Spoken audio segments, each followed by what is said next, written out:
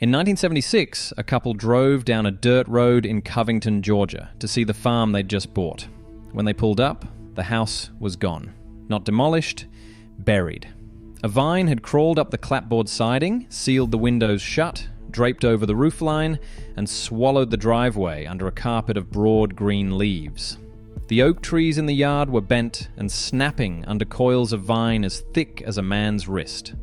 The previous owner spent 35 years on the radio telling the American South to plant this vine. By the time he died, it had consumed his own home. That vine was kudzu. The US government grew 85 million seedlings of it, paid farmers to plant it, and called it a miracle. Then they classified it as a noxious weed and spent the next half-century trying to kill it. We pulled USDA records, agricultural research, and historical accounts going back centuries. All sources are linked in the description.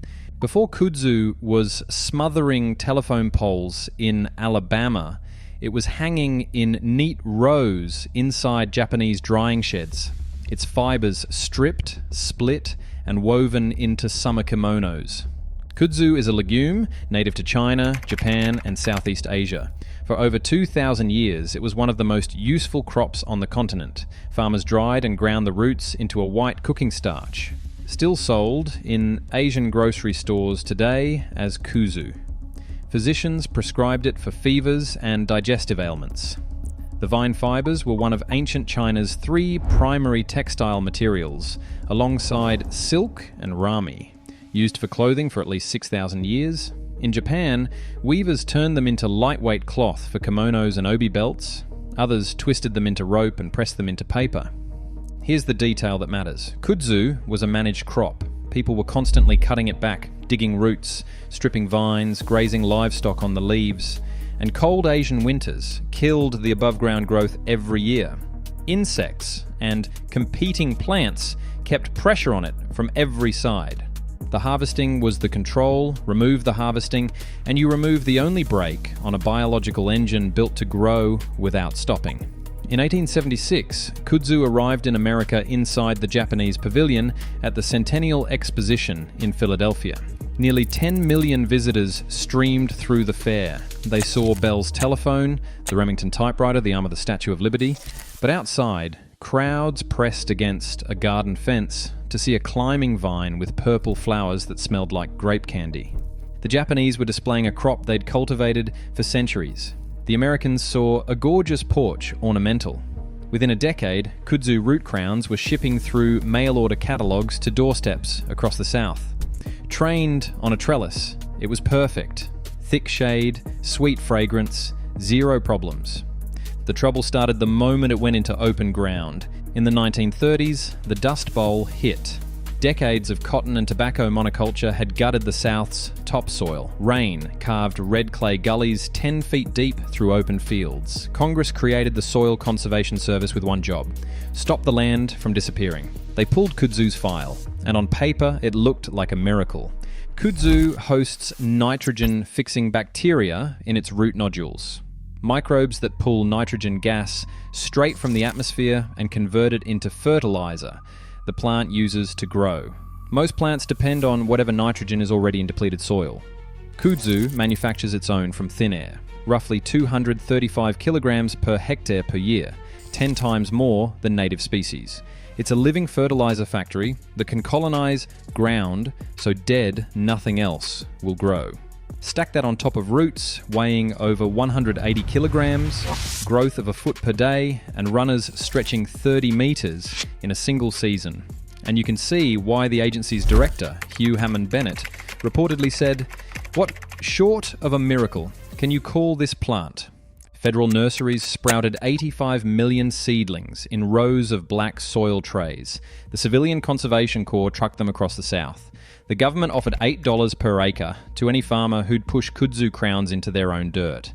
By 1946, 3 million acres had been planted, deliberately, with taxpayer money, and then came the man who turned a government program into a religion. One morning in 1949, a 205-pound Georgian in a seersucker suit poured bourbon into his coffee, shuffled onto his screened front porch, squinted at his Jersey cows grazing on green pasture, and leaned toward a microphone. His name was Channing Cope, farm editor of the Atlanta Constitution, host of the most popular agricultural radio show in the Southeast, and founder of the Kudzu Club of America. Cope had bought this wrecked 700-acre property in 1927. A county agent told him he'd starve on it. He planted kudzu, his gullies healed, his cattle thrived, and he became an evangelist. His columns reached 200,000 readers. His book became a bestseller. The Kudzu Club had 20,000 members and crowned a kudzu queen every year. A 1949 Time profile called him the Kudzu Kid.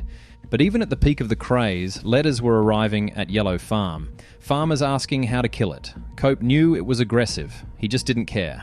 He compared himself to a doctor treating a deadly fever. "You don't prescribe soft music," he wrote. "You prescribe the strongest medicine you have." Nobody planned for when the medicine became the disease. Here's what kudzu does to a landscape when nobody's cutting it back. Stand at the edge of an abandoned southern field in July. A rolling green wave, 3-4 feet deep, blankets the ground from fence line to tree line. Underneath, nothing survives. No grass, no wildflowers, not even snakes. There's no prey beneath a kudzu monoculture, so nothing stays. At the tree line, twining stems coil around trunks and climb toward the canopy. Once kudzu tops a tree, it spreads its leaves over the crown like a tarp. The tree below starves for light. Branches snap under the weight. What's left are ghostly green shapes along southern roadsides, dead trees draped in vine, sagging like something out of a fever dream. Underground, starchy tubers, 2 meters deep, survive frost, fire, mowing, and herbicide. Cut everything on the surface, and fresh shoots return the next spring. You haven't killed the plant, you've given it a haircut.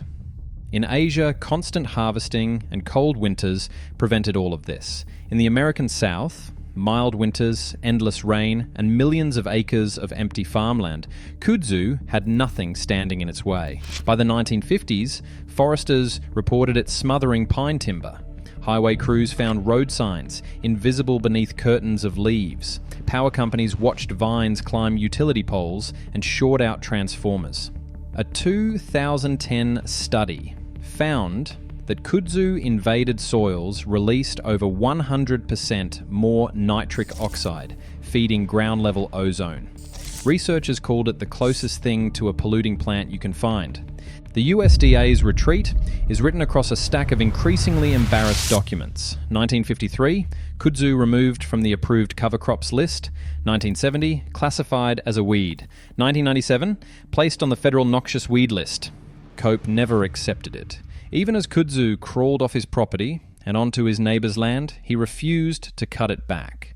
By the late 1950s, the vine had sealed his own driveway shut. Teenagers snuck onto the overgrown property to party under the leaves. According to one account, Cope died of a heart attack in 1962, chasing them off in the dark. When those new owners arrived in 1976, they found house, driveway, trees, all swallowed. The man who told 250,000 listeners to plant kudzu had been buried by his own advice.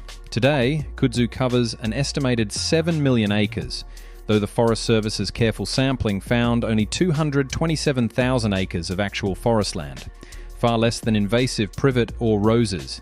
Its reputation comes partly from visibility. It grows on roadsides and abandoned structures, exactly where you'll see it from a car window. But the economic damage is real, up to $500 million annually.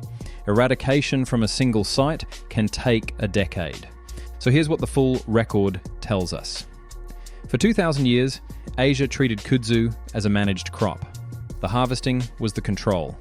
Then a different system found it, asked only what it could do right now, and never asked what it needed to stay in balance.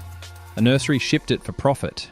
A government subsidized it for politics. A radio host evangelized it for fame. Everyone profited. Everyone walked away. The Asian record, documenting exactly how to coexist with this plant, was sitting in the archive the entire time. Nobody opened it. Kudzu didn't invade America. It was planted here, on purpose, with federal money. And when the system dropped, the one thing that kept it in check for millennia, active, continuous harvest, the vine did what it was always built to do. It grew. Kudzu isn't the only time American agriculture planted something it couldn't take back. The archives are full of stories like this. Crops that vanished, varieties erased, techniques buried. We're pulling the next file now. Subscribe to the Farmer's Archives so you're here when we dive into it. Thanks for watching.